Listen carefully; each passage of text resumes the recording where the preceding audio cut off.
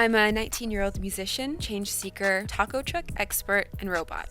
Quem diria? Eu 100% virtual, oferecendo offer 100% de verdade. All right, Mortales, round 2. You begged for I'm Not a Robot, the remix. She has 2.7 million Instagram followers. She charges up to $100,000 per post.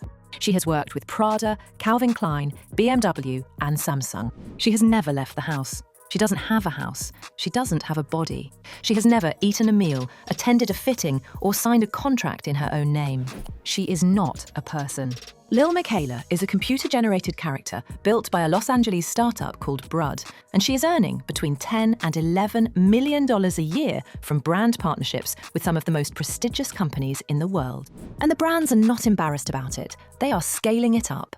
86% of brands surveyed in 2024 said they planned to include AI creators in their influencer marketing campaigns. AI influencer campaigns are generating an average return on investment of nearly 14%. What's up? It's Miquela here with YouTube Music at Coachella, and I'm joined by J Balvin. Compared to 10% for equivalent human campaigns. Some brands are reporting 40% better ROI from AI personas than from real human creators running the same brief. This is not a novelty. This is not a trend piece. This is an $11 billion industry growing at 40% annually. And the businesses funding it are making a straightforward financial calculation. Artificial personas are cheaper, more controllable, and more commercially predictable than human beings. In the last video in this series, we explained the celebrity licensing model, how celebrities earn royalties without touching a product. Today's video is the next stage of that story. What happens when brands stop waiting for celebrities and build the persona from scratch? The answer is changing the economics of the entire influencer industry, and almost nobody has run the real numbers on it. Chapter 1. What an AI influencer actually is. Before the financial analysis, we need to be precise about the mechanics, because the term AI influencer gets used to describe several different things, and the business model differs depending on which one you're looking at. The first category is the fully synthetic persona. This is Lil Miquela, a character that never existed as a real person, built from generative AI imagery, written by a creative team, and deployed on social media as though it were a real individual. Creating new dreams you never knew could exist. With opinions, relationships, and a life. The persona develops over time. It forms apparent friendships with real celebrities. It posts about causes it cares about. It shows up to real events, digitally inserted into photographs. The entire identity is constructed and owned by the company behind it. The second category is the AI-enhanced human, a real person whose likeness has been digitally modified or extended using AI tools to appear in more content, in more markets, in more languages than would be physically possible. This is the model that Kaby Lame's deal included. Real person, AI-replicated likeness, deployed across contexts the real person never participated in.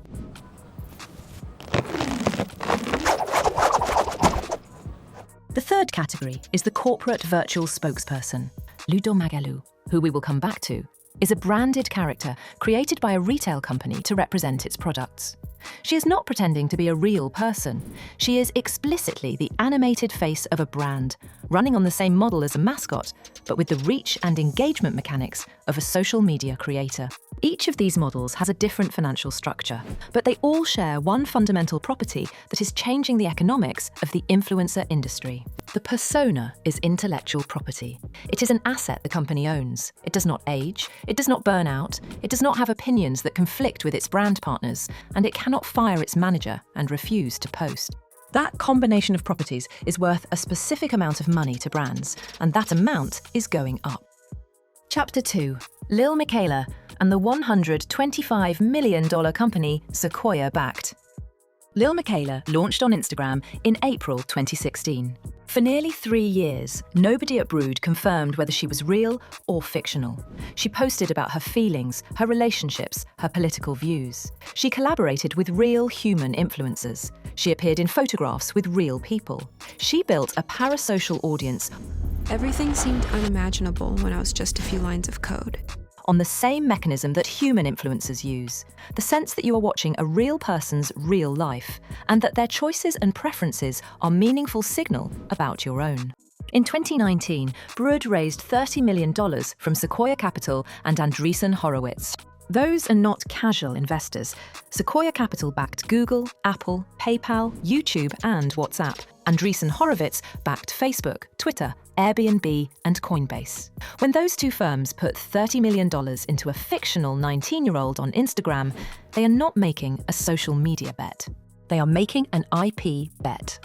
Lil Miquela is not a social media account. Somebody once DM'd me that Mark Zuckerberg created me to steal all of Gen Z's personal information. She is a content-generating intellectual property asset that appreciates over time rather than depreciating the way a human influencer's relevance inevitably does. Every brand deal she runs generates data about what the persona converts, at what rate, in which product categories.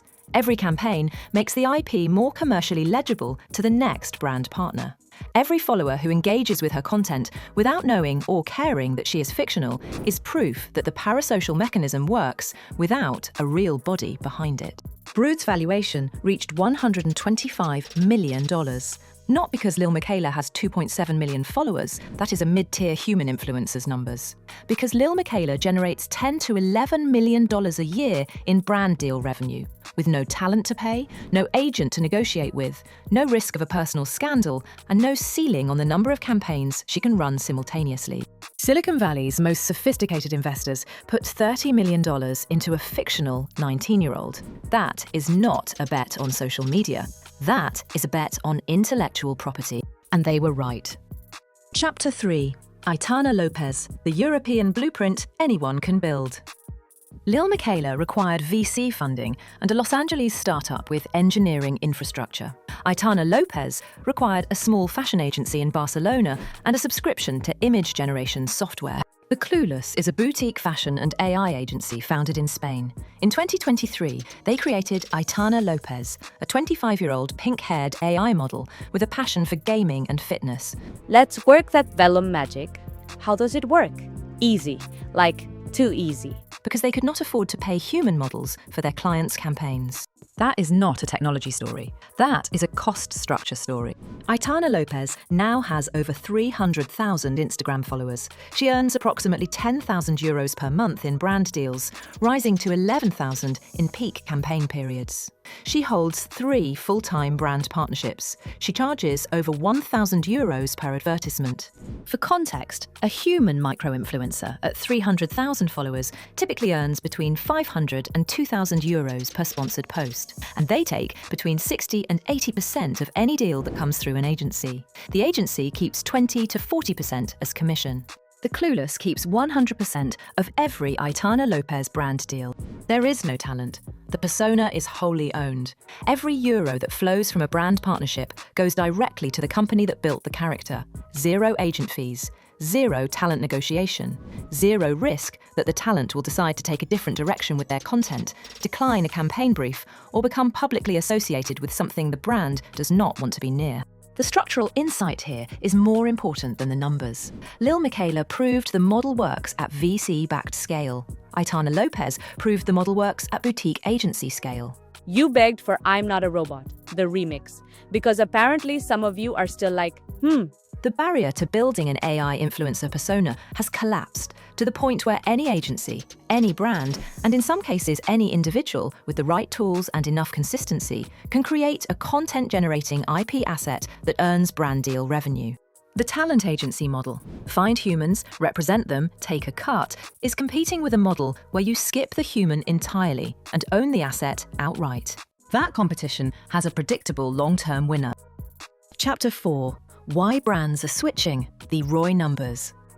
The financial case brands make for AI influencers is not complicated. It is a straightforward comparison of cost, control, and commercial outcome. Start with cost. A human influencer with 2 million followers charges between $20,000 and $200,000 per post, depending on category, engagement rate, and exclusivity terms. They may require a travel and accommodation budget if the shoot involves location.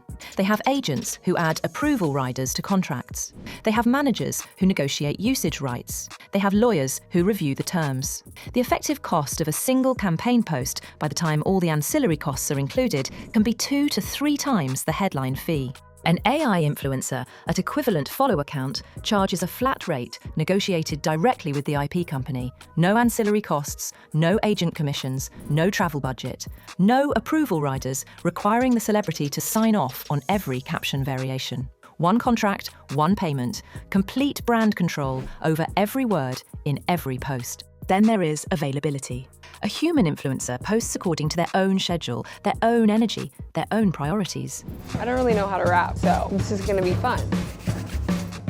They take holidays, they have creative blocks, they decline briefs, they find misaligned with their personal brand. They can be available for 12 posts a month in peak periods and 3 posts a month when they are managing other commitments.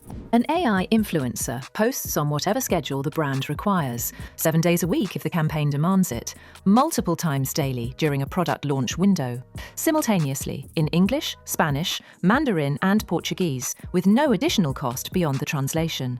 There is no fatigue. There is no scheduling conflict. The persona is available as a commercial asset at whatever frequency the brand needs to deploy it. And then there is risk. The morality clause, which we covered in the licensing video, exists because human influencers can damage a brand's commercial value overnight through their own conduct. No. I just added that to my Instagram because it looks cute, right? An AI influencer cannot have a personal scandal. It cannot be photographed in a context that embarrasses the brand. It cannot post something offensive under the influence of a bad day. Its entire output is pre-approved content, generated and reviewed before it ever reaches an audience. A human influencer is a contractor you rent. An AI influencer is a machine you lease, and the machine never phones in sick. The result? AI influencer campaigns are outperforming human campaigns on ROI metrics across the categories where aesthetics drive purchase: fashion, beauty, tech, and gaming. The 40% ROI advantage some brands are reporting is not marginal, it is structural. Chapter 5. Ludo Magalu, 16 years of proof. Before anyone was calling this a trend, Magazine Luiza, Brazil's largest retail chain, was already doing it. Ludo Magalu launched in 2009. She is a 3-dimensional animated character who represents the brand across social media, television advertising, and in-store content. She has over 7 million followers across platforms. Hi everyone! Today I'm gonna show you how I became the biggest virtual influencer in the world. She has been posting product content, reviews, and promotional material for 16 years. She has outlasted every human brand ambassador in the Brazilian retail space. She has survived every platform transition, from early social media to Instagram to TikTok, because the character is platform agnostic. She adapts to whatever format the audience is using, without the complications of renegotiating a contract with a human spokesperson who has aged out of the target demographic. Magazine Luiza attributes millions in annual retail sales to campaigns she anchors. The return on the investment of creating and maintaining her is documented over a decade and a half. Ludo Magalu matters to this story because she destroys the most common objection to the AI influencer model, that audiences won't accept it, or that it's too new to trust with significant brand investment. The model has been commercially validated for 16 years. It just took generative AI to make it accessible to brands and agencies who couldn't afford Magazine Luiza's development budget. The AI influencer is not a 2024 invention. It is a 2024 democratization of something that has been generating attributable retail revenue since before Instagram existed. Chapter 6. The FTC Legal Landmine. Here is the part of this story that the brands deploying AI influencer campaigns most want to avoid discussing. As of 2025 and 2026, the Federal Trade Commission requires 2 separate disclosures for any AI influencer brand deal. The first is the standard commercial disclosure, the same #ad or #sponsored requirement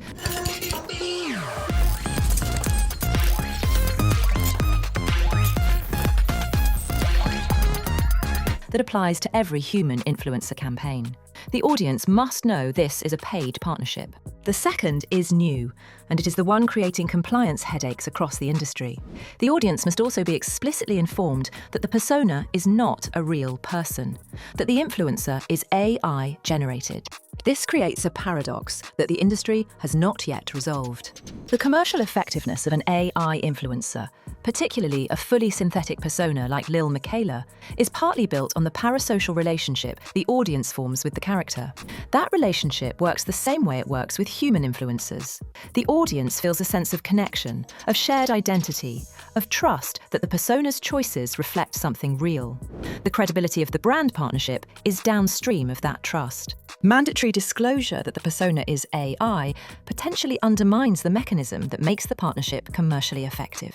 If the audience is explicitly told before engaging with the content, I felt how Harry Styles must feel every second of his life. I'm literally sweating at this point. that the person they are watching does not exist, does the parasocial attachment survive that information? The early data suggests the answer is nuanced. In categories where aspirational aesthetics drive purchase, fashion, beauty, luxury goods, the audience engagement holds even after disclosure. The purchase trigger in those categories is not testimony or personal trust, it is an aspirational image. An AI character can provide that image as effectively as a human, and the disclosure does not significantly damage the conversion rate. In categories where personal testimony is the purchase driver, health, wellness, financial products, food, the disclosure is more damaging. The consumer is buying the belief that a real person with a real body tried this supplement and it changed their life. When the persona is revealed to be fictional, that testimonial credibility collapses. The endorsement becomes meaningless. The FTC's rules are creating a de facto market segmentation. AI influencers will dominate the aspirational aesthetic categories. Human influencers will remain essential in the testimonial categories. Smart brands are already deploying both simultaneously in the same campaigns. AI personas for the visual brand communication, human creators for the product testimonials. But the compliance risk is real. GDK running AI influencer content without adequate disclosure right now. The legal departments have not caught up to the marketing departments, and when enforcement actions begin, and they will, the brands that didn't GDK disclose are going to be the case studies in the next round of FTC guidance. The rule says you must tell the audience it is fake. The industry's open question is whether doing so breaks the magic. And so far, some brands are quietly betting they can avoid finding out. Chapter 7. Does the audience actually care?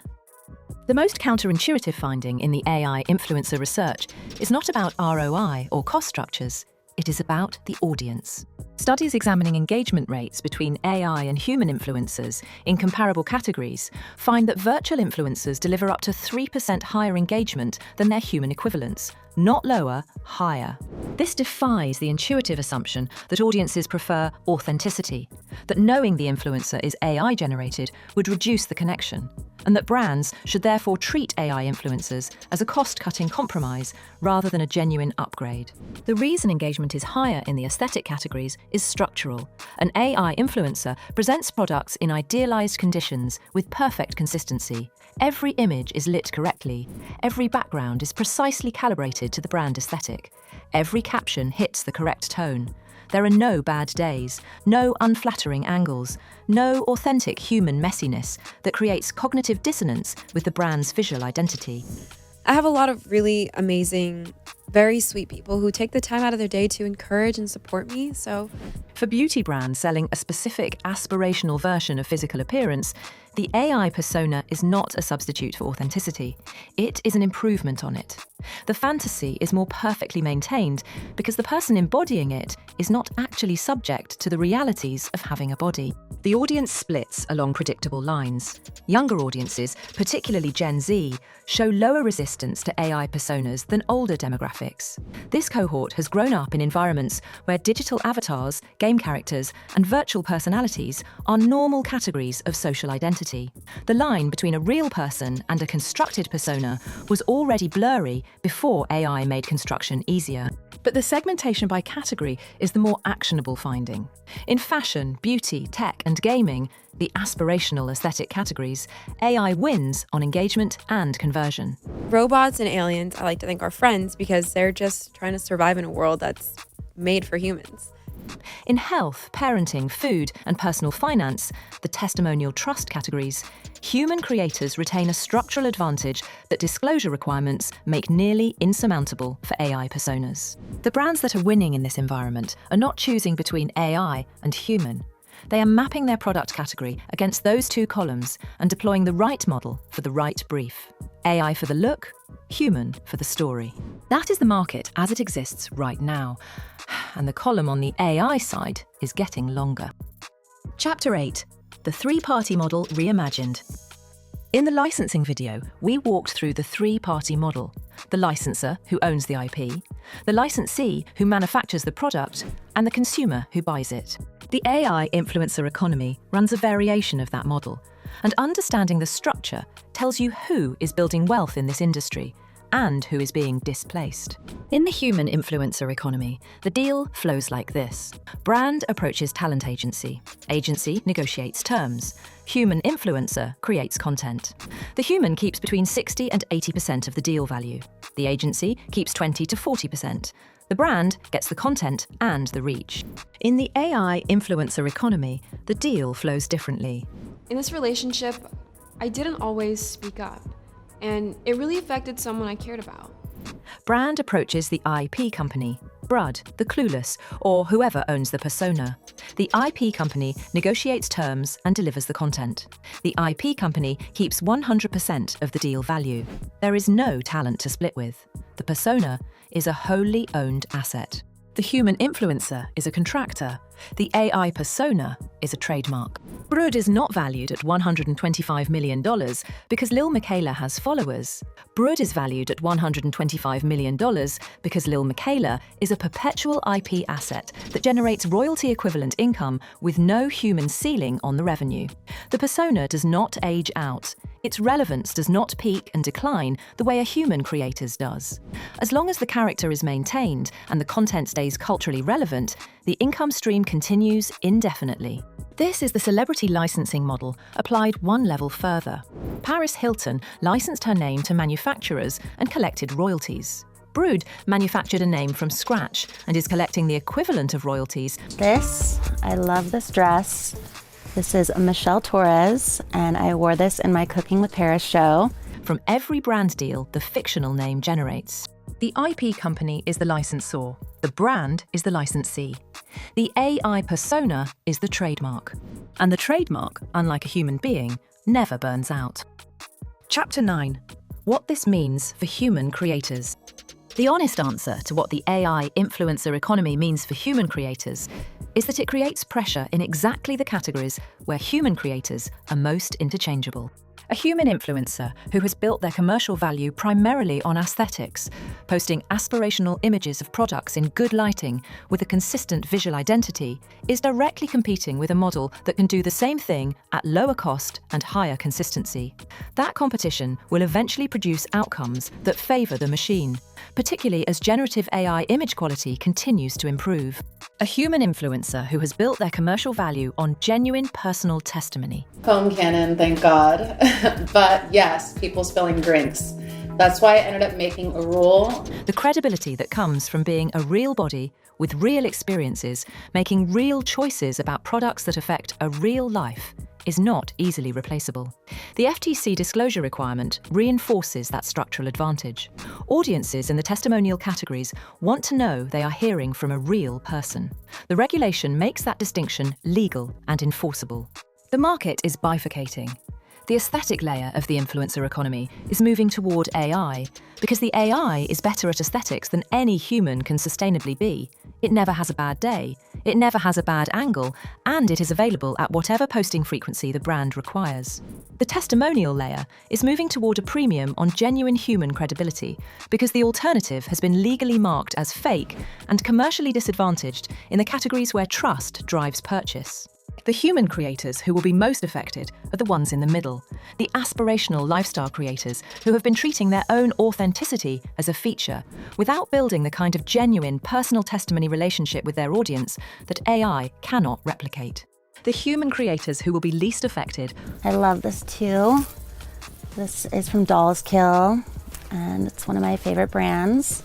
are the ones whose commercial value is anchored in something a trained image model cannot substitute: their actual lived experience, their specific and verifiable expertise, and the trust that their audience has built over years of watching them navigate real circumstances with real consequences. Authenticity is not just a brand value anymore. It is a competitive moat. And the brands building AI personas in their marketing departments are, inadvertently, doing the human influencers with real authenticity a significant favour. They are clarifying exactly what cannot be faked, and proving that what cannot be faked is worth more than what can. Closing reflection. In a previous video in this series, we looked at what happens when a real celebrity licenses their AI digital twin to brands, the next generation of the licensing model, where the persona exists both in the real world and as a deployable digital replica. This video is the other side of that story. What happens when brands skip the celebrity entirely and build the twin themselves, from nothing, with no real person at the origin? The economics are compelling. $11 billion in market size, growing at 40% annually. Sequoia Capital and Andreessen Horowitz backing fictional teenagers. Brands reporting 40% ROI advantages over their human influencer equivalents. An industry that is 16 years old in its commercial validation and only now reaching the scale that generative AI has made possible. The legal framework is catching up, and the FTC's double disclosure requirement is the signal that this is no longer a grey area. Regulators are taking it seriously. Today we're doing another round of Q&A that I like to call, if you don't know, you better ask somebody. And by that I mean me. I'm the somebody. The compliance risk for brands that don't disclose is real and growing. And the audience question, does anyone actually care that the influencer isn't real, is answering itself in the conversion data. In the aspirational categories, increasingly, the answer is no. In the testimonial categories, human credibility retains its premium. The market is sorting itself along that line. The question that this series has been building toward across every video is, what is actually worth money in the celebrity economy? And the AI influencer story gives you the clearest possible answer. What is worth money is the relationship between a persona and an audience. The trust, the attention, the willingness to let that persona's choices influence your own. It turns out that relationship does not require a body. It requires consistency, credibility, and content. The brands that figured that out first are already writing the contracts. The human influencers who understand what that actually means for their business. Well, for the past 2 decades, I've built a global brand with businesses across. Not as a threat, but as a precise diagnosis of what their real competitive advantage is, are the ones who will still be building audience in 10 years. Because influence was never really about the person. It was always about what the person made the audience feel. And that, for now, is still the one thing the machine hasn't fully learned to fake.